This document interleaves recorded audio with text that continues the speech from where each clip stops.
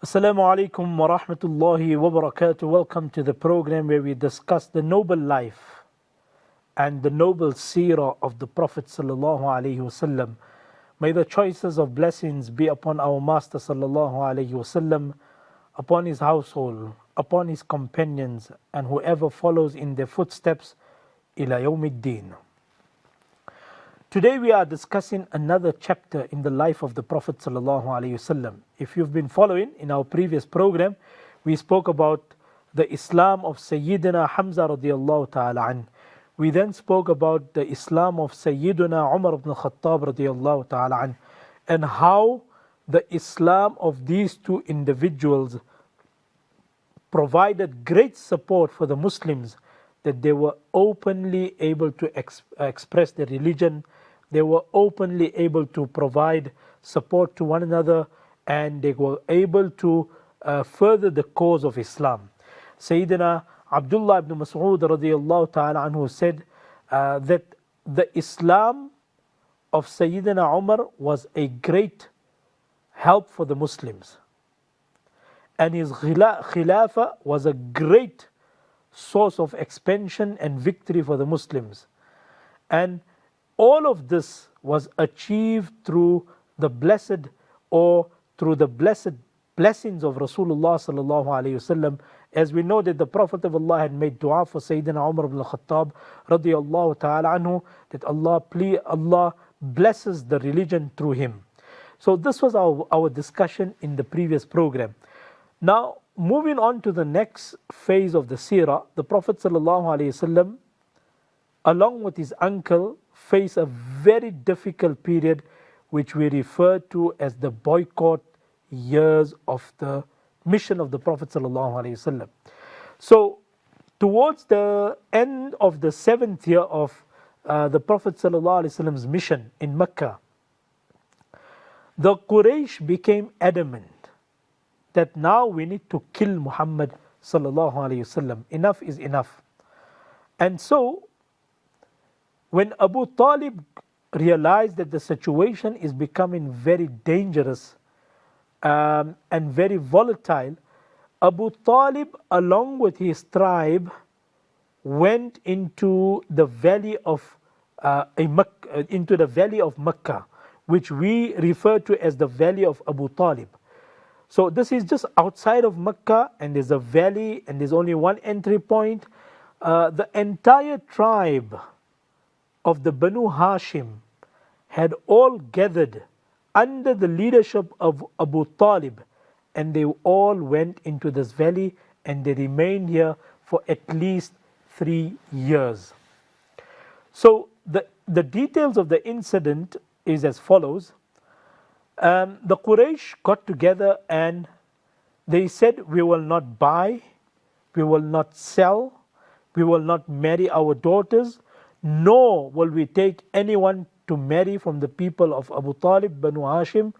We will not interact with them, we will not socialize with them, we will cut off all relationships with them.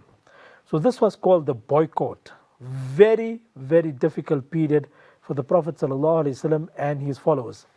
So Abu Talib had gathered the tribe in the valley. Some came through out of sheer loyalty. As I've explained previously also, that people would support one another even though they were not on the same page as far as religion is concerned. But as far as family lineage and as far as the tribal relationship is concerned, they continued to support one another. So some people came to the valley of Abu Talib out of loyalty and out of tribalism. Others had joined in the family because they had also embraced Islam. So they were Muslims. So the Muslims amongst the Banu Hashim and the non-Muslims all together lived in this valley of Abu Talib, a valley outside of Mecca. There was a social boycott imposed upon them. There was a financial boycott imposed upon them. And there were many other embargoes that were imposed upon Abu Talib and his family. We're going to talk about this in great detail. So, Abu Talib, when he gets into the valley, he gathers his sons. And he says to them that you know that your cousin Muhammad is under great danger and they are out for his blood. I do not feel safe and I do not trust the Quraysh with Muhammad. At night when everybody is asleep, is telling his children that tonight you must go and take the place of Muhammad and let Muhammad come over and let him sleep in another place altogether. So the idea was to provide full security, full backing, full support for the Prophet ﷺ as a family is concerned. And this is how the things had continued in the valley of Abu Talib. The Prophet of Allah was well guarded by his family and by his tribe.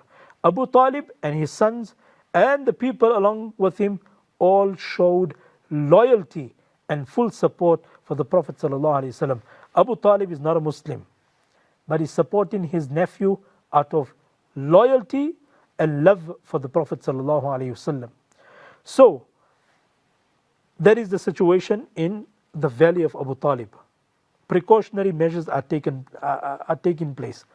On the outside, the Quraysh put together a treaty, a formalized agreement that we will not buy, we will not sell, we will not socialize, we will not mix, we will not marry, we will have nothing to do with the Banu Hashim.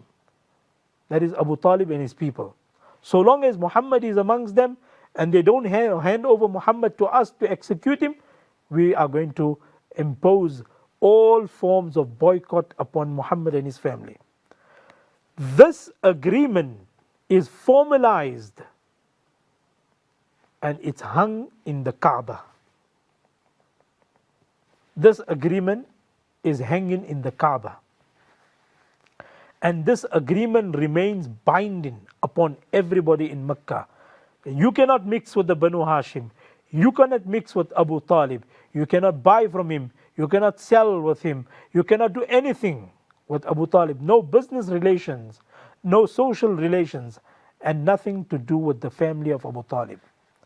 In fact, to the point when merchants and business people would come outside of Mecca to do business in Mecca, and if they wanted to do business with Abu Talib and his people, Abu Jahl would intercept and stop them and say, don't do business with the people of Abu Talib. Do business with me and I will pay you double. I will pay you double for your merchandise, just so that you do not interact and mix and do business with the people of Abu Talib. I want you to just understand what a difficult period this was for Abu Talib, his family, and in particular for the Prophet ﷺ. The Prophet of Allah, along with his wife Khadija radiallahu ta'ala anha, and his daughters and the rest of the family are all in the valley of Abu Talib. And these are 3 long years.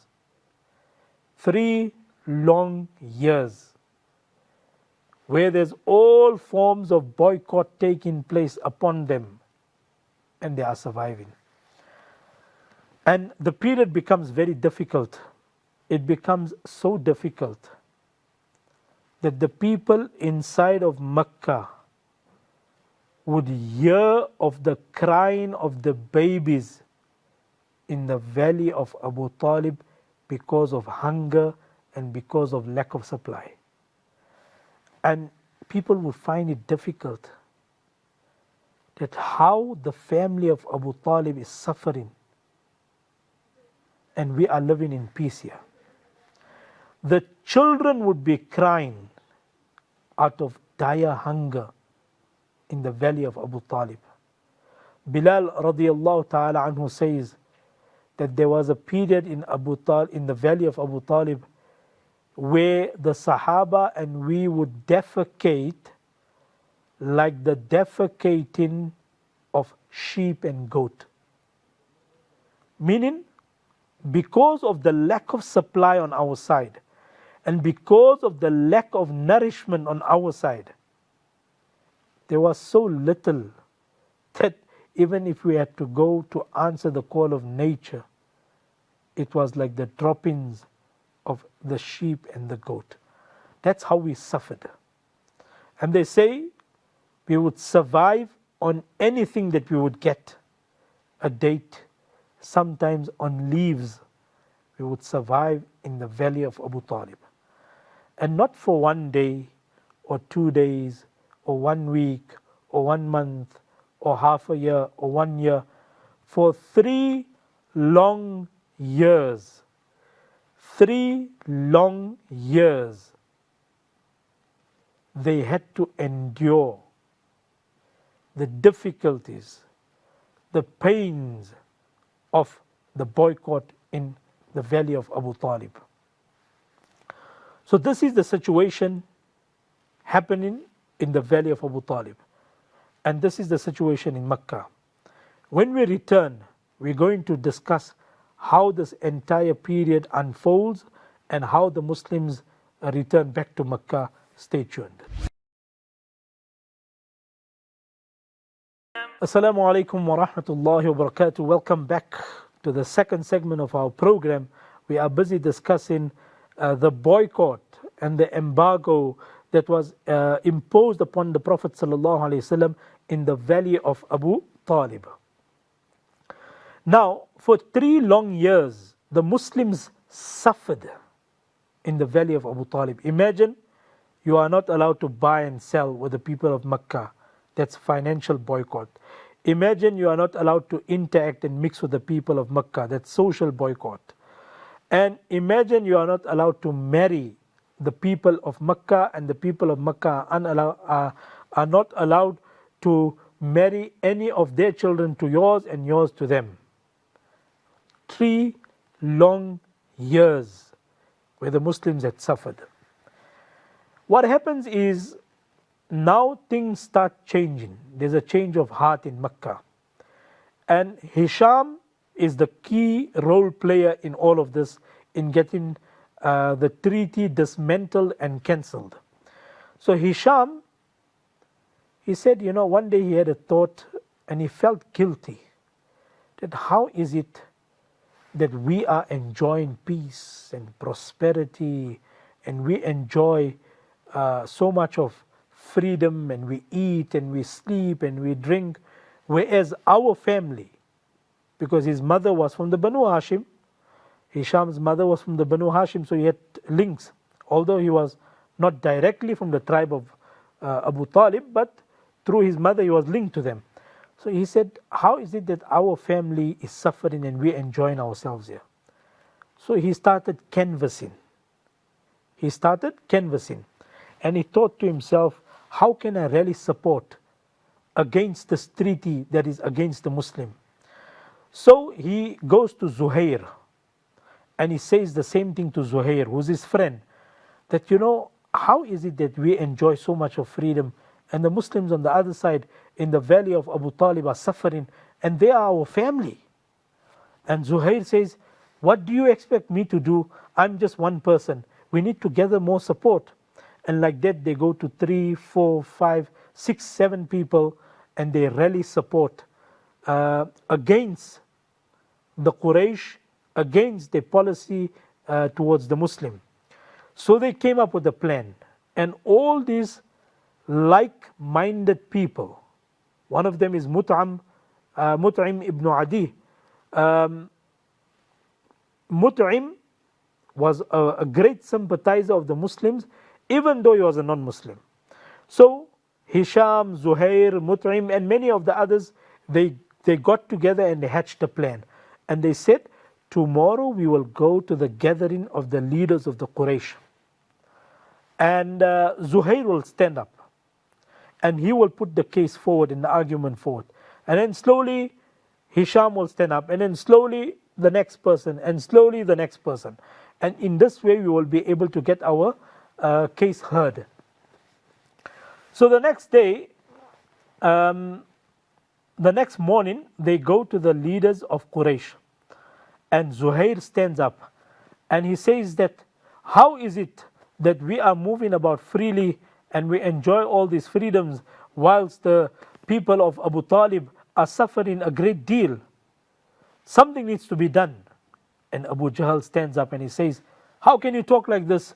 Don't you know we have a treaty against them? We have an agreement in place. And Zuhair says, but I'm not in favor of that. And then suddenly after that, Hisham stands up.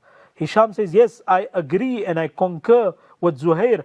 I am also not in favor of this treaty. And then third, another person stands up and another person stands up. And Abu Jahl picks up that this was a meeting that was done in secrecy and it's taking place now. That Amrun dubbira bil layl, as they say in Arabic, that this is a matter that was done in the secrecy of the night. And Abu Jahl realized what is happening there. And fast forward, what happens is the people of Mecca are now sympathizing with the people of Abu Talib and the Prophet ﷺ. And so they want to cancel this boycott and this treaty against a Muslim.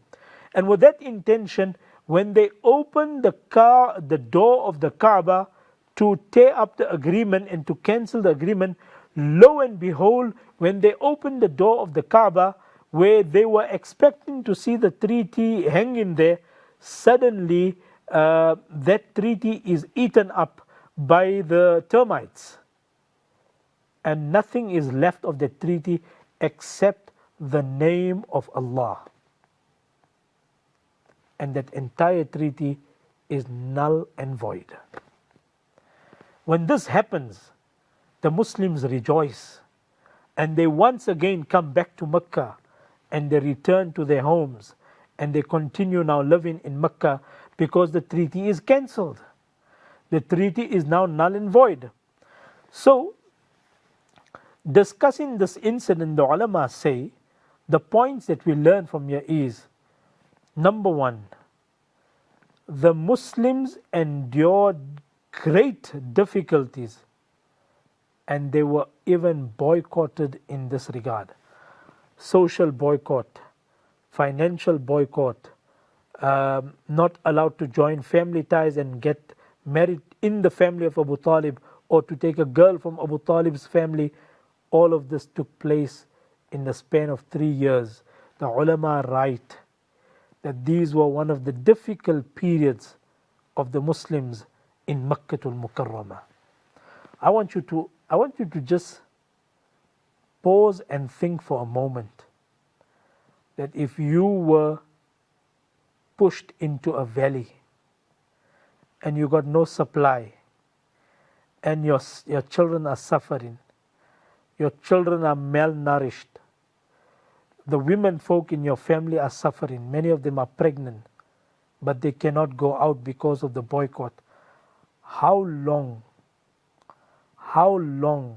do you think that you and I would survive under those circumstances? How long? And we know the implications of boycotts even in this day and age. When a superpower of the time puts an embargo or puts boycotts upon another nation, how it cripples them.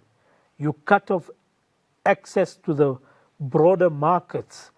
You cut off access to the broader world. There's travel bans. There's travel restrictions. You cannot move about freely. In this day and age, we feel the implications of a boycott as a country, as a nation, as a people, as a community.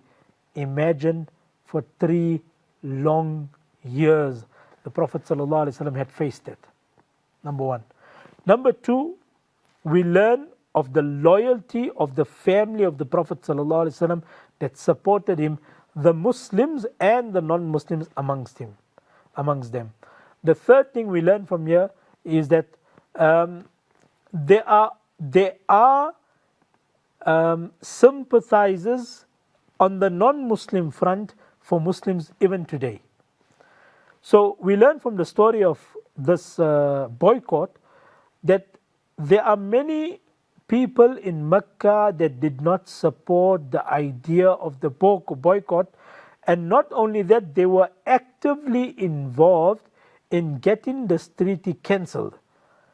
They were all non-Muslims. They were all non-Muslims. That is why the Quran makes a distinction in the non-Muslims also. The Quran says that you find non-Muslims who are hostile towards the Muslims, and then you find non-Muslims who are not hostile towards the Muslims. Your role and responsibility is that if people do not drive you out, لا ينهاكم الله عن الذين لم يقاتلوكم في الدين ولم يخرجوكم من دياركم أن تبروهم وتقسطوا إليهم إن الله يحب المقسطين. That if you are interacting with a group of non-Muslims who are not hostile towards you, then your role and responsibility is that you are kind and dutiful towards them. That's what the Quran says. And you be just towards them. Why? Because إِنَّ اللَّهَ يُحِبُّ الْمُقْسِطِينَ, for Allah indeed loves those who are upright and just. Then you get a group of non-believers who are hostile towards the Muslims. إنما ينهاكم الله عن الذين قاتلوكم في الدين وأخرجوكم من دياركم وظاهروا على إخراجكم أن تولوهم ومن يتولهم فأولئك هم الظالمون. The second group of disbelievers are those who are hostile towards a Muslim, and not just hostile, they drive you out of their lands. Then such people, the Quran says, you cannot befriend them and keep them as close confidants. So this story of the boycott highlights the key role of some of the non-Muslims who were sympathetic towards the cause of the Muslims, to the point that one of the people that supported or who were sympathizers towards the Muslim was Mut'im ibn Adi. He died as a non-Muslim, and he was alive till the Prophet of Allah migrated to Medina. When the Battle of Badr took place and the captives were brought forward, the Prophet of Allah said, Wallahi, if Mut'im ibn Adi was alive today, then in honor of Mut'im, I would have freed all 70 of these captives in lieu of nothing. The Prophet of Allah praised Mut'im even after his demise, even though he died as a non-Muslim. Why? Because the Prophet of Allah understood the role that Mut'im had played as far as a supporter is concerned. May Allah bless us all. وَمَا عَلَيْنَا إِلَّا الْبَلَاغُ.